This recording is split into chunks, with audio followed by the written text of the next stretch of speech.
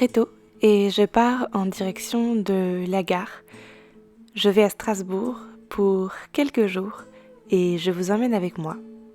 Dimanche dernier, vous l'aurez peut-être remarqué, mais je n'ai pas pu poster cette vidéo-ci que je voulais vous proposer pour vous montrer mon petit périple à Strasbourg. Les choses ne se sont pas goupillées comme je le souhaitais et malheureusement, ça ne m'a pas rendue très joyeuse puisque faire cette petite vidéo-là du dimanche, c'est quelque chose qui me plaît beaucoup. Bon, je vais vous parler un petit peu donc de ce séjour à Strasbourg. Ici, vous avez sur ce beau piano au sein de Madame Julia où nous étions allés manger, 2 magazines de la région, Zut et Hors Norme.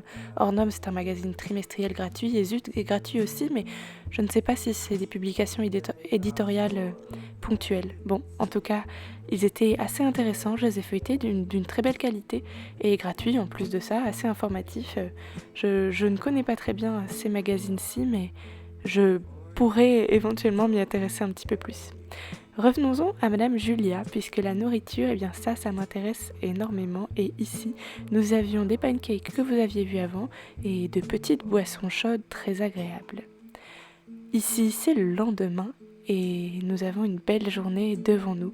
Nous ne pensions pas qu'il ferait si beau, la météo ne s'annonçait pas belle, mais même les gens qui préfèrent les activités nautiques comme l'aviron sont de sortie et cela m'a donné envie d'aller voir un peu les espaces portuaires disponibles au sein de la ville de Strasbourg, qui est quand même une ville portuaire encore un petit peu active dans le sens où le port est toujours un peu fonctionnel. Nous continuons à faire un tour des différents bâtiments, lieux résidentiels, nouveautés architecturales de Strasbourg et je m'émerveille devant le beau temps, les choses que je ne connaissais pas et que je découvre et les divers espaces urbains particulièrement bien aménagés. Et j'ai découvert, tout au fond là-bas, des bulles en plastique sous lesquelles on permet aux gens de manger au chaud. Alors je ne sais pas si c'est un peu douteux en termes écologiques ou si je trouve ça tout simplement très sympa et rigolo. Je ne me suis pas trop penchée sur la question, mais je me suis quand même posé la question quand je les ai vus. Je me suis demandé comment est-ce que ça pouvait fonctionner correctement et si ça consommait beaucoup ou peu d'énergie. Enfin bon. Et là-bas au fond, eh bien, c'est le pont que j'essaye de pointer du doigt, pont sur lequel nous sommes passés au tout début et sur lequel nous avons vu passer, enfin sous lequel nous avons vu passer un aviron. Nous voici arrivés au parc de la Citadelle, parc plutôt sympathique, assez bien boisé, avec de nombreux lieux pour jouer pour les enfants.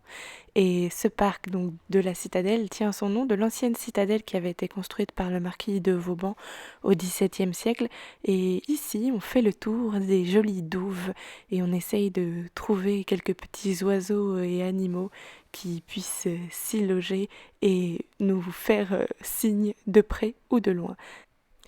En continuant ce petit tour du parc toutes les deux, nous avons croisé sur notre chemin un petit écureuil très mignon et sympathique que nous avons observé pour le coup de loin cette fois-ci. Il lui fallait un petit peu d'intimité, ce joli et sympathique petit écureuil.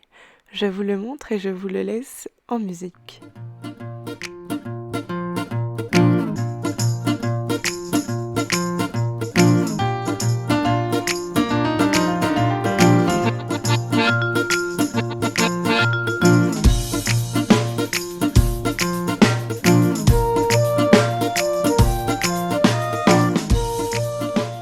Nous quittons le parc auquel nous disons au revoir dès maintenant et nous nous redirigeons vers les transports en commun pour aller jusqu'à l'espace Petite France. Dans cette jolie rue strasbourgeoise avec de nombreuses architectures plus ou moins intéressantes et vieilles et de très nombreux magasins plutôt luxueux et bien trop chers à mon goût. Et nous nous sommes arrêtés pour manger puisque le repas du midi est là et il faut absolument se sustenter tout en restant dans la tradition alsacienne puisque mon amie est alsacienne et elle va me présenter un petit peu différents plats. Et là j'ai choisi de prendre ce fameux plat et deviner à quoi est-ce qu'il est et je vais vous dire ce que c'est dans un instant. Bon, vous m'excuserez si la prononciation est mauvaise, mais il s'agit bel et bien de pâtes. Ce sont des pâtes alsaciennes, des spätzle, au Munster. Et alors, excusez-moi la prononciation, je ne sais toujours pas si elle est bonne, mais c'est exactement le plat que j'ai mangé, qui avait d'ailleurs une odeur de chaussettes qui puent, un peu humide. Ça n'a pas l'air bon du tout comme ça, mais en fait, c'était très bon. Après ce bon repas plutôt lourd, nous sommes partis à la recherche de lieux de seconde main et de friperies.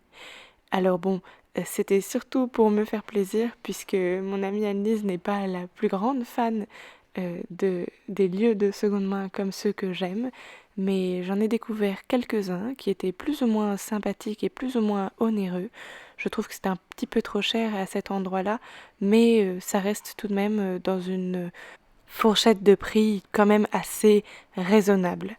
Nous avons continué notre chemin, nous avons vu d'autres friperies, concept store un peu seconde main, et celle-ci en particulier n'était pas du tout mon style, très streetwear et vintage, mais un petit peu style kawaii.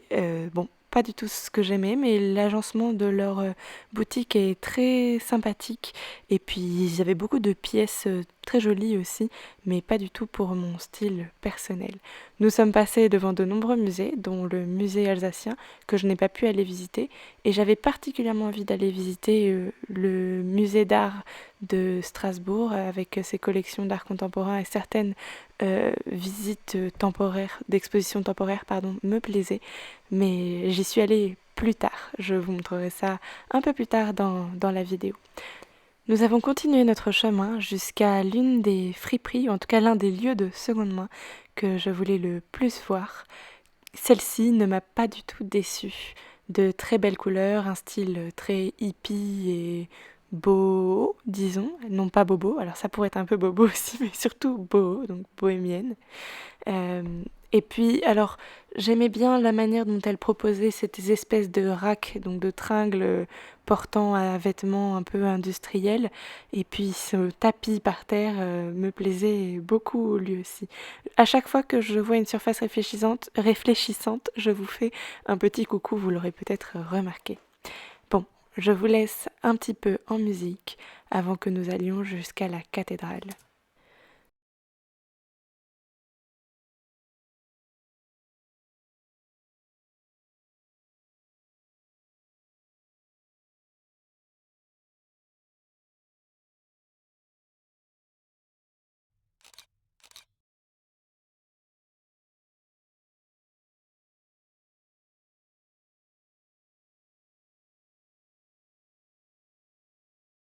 Je reprends ici avec une nouvelle surface réfléchissante pour vous faire un petit coucou et vous prévenir que tous les lieux de seconde main que j'ai visités seront mis dans l'ordre chronologique de visite dans la description en dessous pour que vous puissiez éventuellement aller les voir vous aussi si vous passez par Strasbourg ou que vous habitez déjà à Strasbourg. Et ça y est, enfin, nous sommes devant la magnifique cathédrale. Et là, j'ai pas mal de petites choses que je voulais préciser. Je la trouve incroyable, elle est vraiment magnifique. Pendant que nous continuons de nous promener dans les rues de Strasbourg, je voulais vous parler un petit peu de cette cathédrale Notre-Dame. Alors il y a beaucoup de cathédrales qui ont le nom Notre-Dame en France, mais elles ont toute une histoire différente. C'est juste qu'elles sont dédiées à Notre-Dame, eh bien Marie tout simplement. Alors bon, ce dont je veux vous parler, c'est un petit peu de la construction de cette cathédrale. Son existence a débuté au XIIe siècle et depuis elle a vu de nombreuses évolutions architecturales. Elle était au départ sous un format dont il reste certains reliquats. Les reliquats, disons que ce sont de petits restes, pour faire simple, d'un style un peu plus roman. Donc le style roman bien différent du style gothique que vous avez là. Je vous mettrai deux images pour que vous compreniez un peu ce à quoi est-ce que ça peut ressembler. Et ce style gothique qu'on a ici plus précisément, il est souvent appelé gothique flamboyant.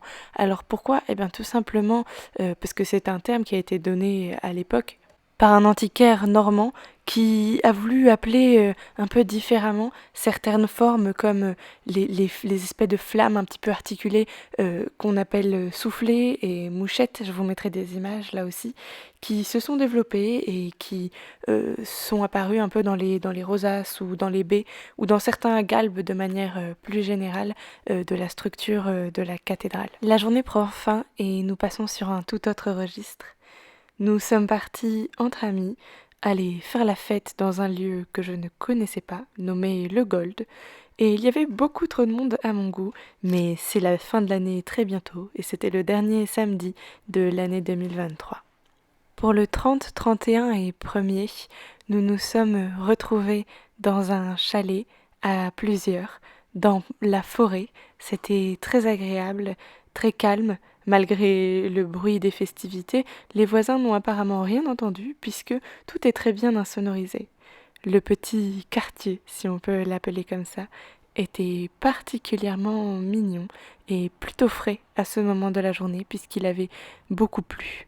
Nous sommes allés nous promener et nous avons découvert des lieux toujours aussi humides mais avec de très belles couleurs, une certaine petite brume qui tombait sur certaines montagnes et certaines hauteurs.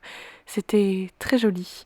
J'avais un petit peu l'impression, dans certains paysages et dans certains angles, de me retrouver dans un film de Tim Burton, plus précisément Sleepy Hollow. Certaines scènes avec le clocher de l'église, la brume sur l'eau ou sur les nuages, avec un côté très grisonnant. J'aimais beaucoup, je trouvais ça très joli. Et nous avons continué donc de faire un espèce de petit tour du lac. Je ne me rappelle plus le nom du lac, je vous le mettrai quelque part si ça me revient ou je ferai une petite recherche.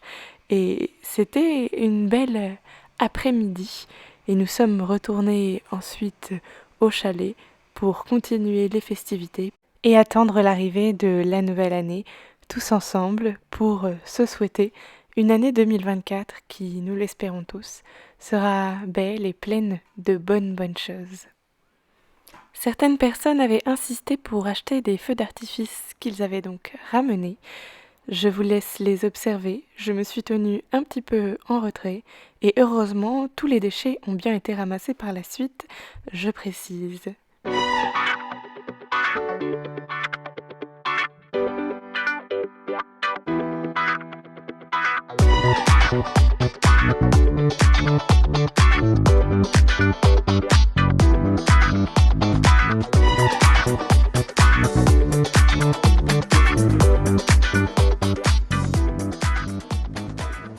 Un nouveau jour se lève sur le chalet. Il a légèrement plu, mais le tout s'est arrêté et nous avons rangé le mieux possible, le plus possible, et lavé le mieux possible et le plus possible également ce joli chalet dans la nature. Nous profitons une dernière fois de ces espaces boisés, du calme, de la fraîcheur aussi, et nous allons repartir charger de nombreuses poubelles et redescendre jusqu'à la ville de Strasbourg pour de nouvelles choses, dont, entre autres, cette exposition, ou ces expositions plutôt, au musée de Strasbourg dont je vous parlais. Il y avait beaucoup de choses que je voulais absolument voir. Alors, ici, nous sommes le 2 janvier à ce moment-là, et j'ai hâte d'observer tout ce qu'il y a à proposer à cet endroit-là, plus particulièrement l'exposition au temps du sida. Il y avait certaines œuvres que je savais comme étant présentées dans cette exposition-ci et que je voulais venir voir de mes propres yeux. J'avais aussi envie de pouvoir découvrir le contenu proposé par le musée avec cette exposition temporaire.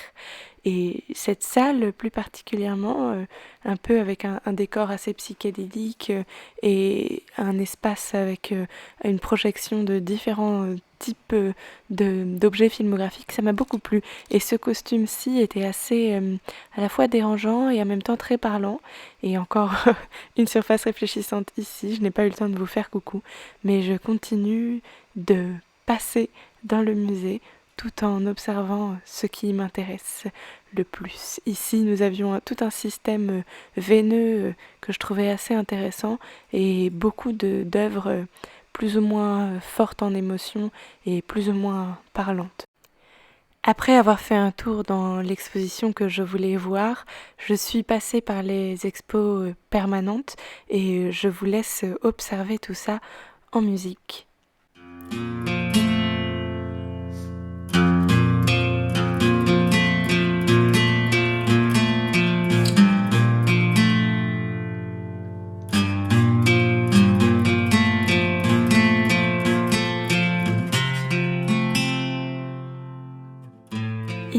d'autres espaces d'exposition temporaire, dont celle-ci. Le thème c'était être ou paraître. Le tout sur les costumes dans certains types de collections. Les collections du musée d'art, alors je ne sais plus quel musée d'art d'ailleurs, je vous le mettrai aussi si je m'en rappelle. J'ai particulièrement aimé une des œuvres que vous avez vues un petit peu plus tôt, un tout petit personnage au fond d'un grand rideau noir, une espèce de performateur dans une immensité de rien. J'ai trouvé ça très sympa. Et il y avait pas mal de costumes assez intéressants à voir et quelques représentations picturales qui m'ont semblé là aussi avoir un sens qui me plaisait. Au-dessus, il y avait toute cette petite expérience qui avait été mise en place avec une artiste illustratrice. Je trouvais que c'était assez sympa, c'est très interactif, c'est plutôt pour un public un peu plus jeune, je dirais, mais un très bel endroit et de belles propositions et je pense aussi un moyen de faire vivre un musée autrement, de manière plus active et interactive, avec tout cet espace Alice au pays des merveilles. C'était très intéressant. Bon, et puis je ne pouvais pas quitter le musée sans aller voir le travail de Gustave Doré avant que le musée ne ferme. Alors j'y suis allée. Je suis toujours aussi admirative de ce genre de d'immensissimes pièces et de leur conservation qui sont souvent très bonnes. Et j'étais très contente de pouvoir l'avoir vu de mes propres yeux, mais ce n'est quand même pas ce qui m'intéressait le plus au musée de Strasbourg. Je suis montée dans les étages supérieurs, voir aussi les collections d'art contemporain, collections permanentes. Et je voulais aller voir plus précisément une œuvre de Boltanski que j'avais vue lors de la rétrospective Boltanski au centre Pompidou il y a quelques années de ça. Je ne savais pas exactement dans quelle pièce elle était, mais je voulais traverser toutes les pièces avant que le musée ne ferme entre midi et deux pour pouvoir la trouver. Et ça y est, elle est là. Je vous la montre de face aussi dans un instant pour que vous voyez ce à quoi est-ce qu'elle ressemble. J'étais contente de la revoir ailleurs que dans l'exposition Boltanski à l'époque. Je trouve que ça lui donne une dimension un peu différente. Puis je suis sortie du musée. Je suis partie à la recherche d'un lieu où manger. Et puis je me suis laissée porter un petit peu par ce que je trouvais autour de moi. Et j'ai oublié de trouver un lieu dans lequel manger. J'ai fini par faire beaucoup de tours de la ville et vers 16 heures environ, j'ai décidé d'aller faire la queue devant Madame Julia à nouveau et d'attendre mon amie qui allait sortir de chez le médecin pour que nous puissions toutes deux aller manger un petit peu, un repas et un dessert délicieux.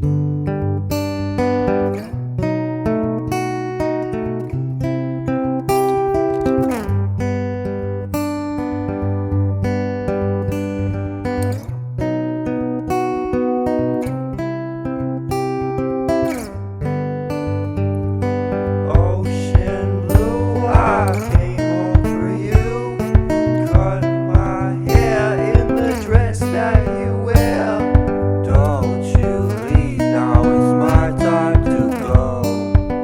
I'll be waiting while you're not alone. La nuit tombe sur la capitale de Noël et je vais vous laisser avec un au revoir en bonne et due forme.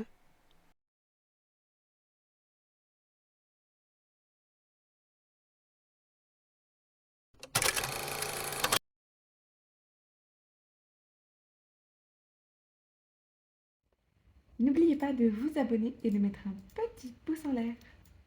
Je vous remercie d'avoir regardé la vidéo jusqu'ici. J'espère qu'elle vous aura plu. N'hésitez pas à mettre un petit commentaire, grenouille, emoji grenouille, comme la dernière fois, pour me montrer que vous avez bien regardé la vidéo jusqu'ici. Je saurai qui d'entre vous l'a fait jusqu'à maintenant.